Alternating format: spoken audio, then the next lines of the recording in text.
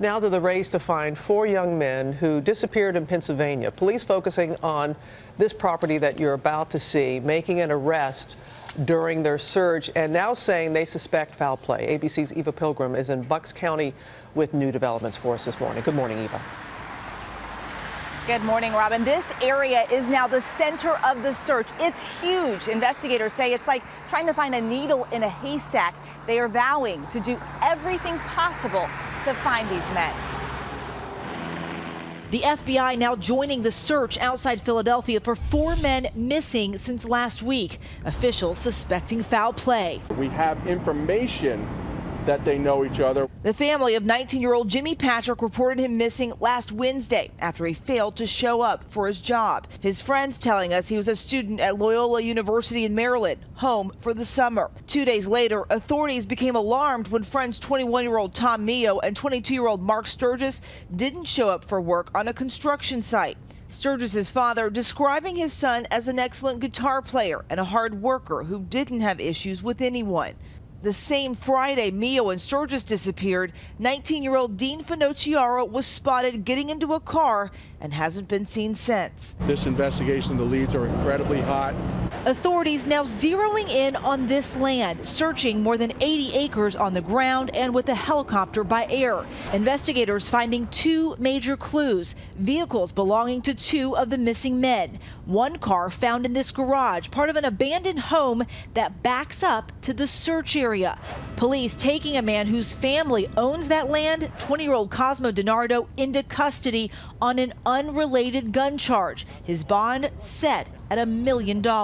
I think this arrest of Cosmos DiNardo is a big deal. I will tell you, I've never seen a gun case in this country where the bond was set at $1 million. So that tells you something right there, that the police believe there's a lot more to this than just a gun charge.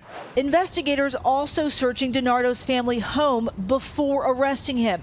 Their probable cause affidavit stating that DiNardo was known to be suffering from mental illness and admittedly having been the subject of an involuntary commitment to a mental institution. An officer found him with a shotgun and ammunition on February 9th.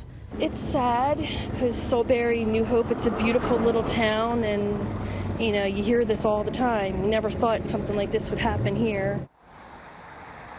And authorities at this point say they aren't ready to name a suspect. We have reached out to DiNardo's family and his lawyer. We have not heard back. Robin. Eva, thank you so much. We're going to talk much more about this with our good friend Nancy Grace, who joins us. And Nancy, these 4 young men, there's thought to have known each other possibly. Just your initial thoughts on this case so far.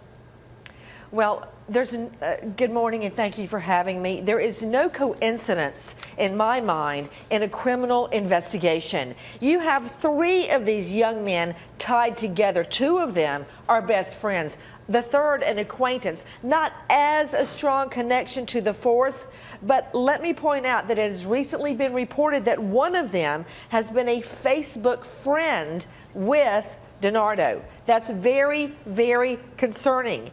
One of them a Facebook friend. What does that mean? Now, we know they're going on the right track because one cell phone has been tracked to this location. One car is there. Another car in Peddler's Village, which is a shopping mall nearby. So they're in the right direction. But I can tell you this, when you have 7 authorities, including the FBI, looking for you, and they're bringing in heavy equipment like backhoes, that's not good. No, it's not good. And that unrelated gun charge that Brad Garrett was talking about in Eva's piece, $1 million bond?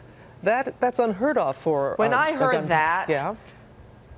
Yeah. You don't have to teach law school at Harvard to know this. On a gun charge, you get $1 million bail? No, Number one, that gun charge had been filed a while back, and they didn't go forward. It was refiled, and he was taken into custody now.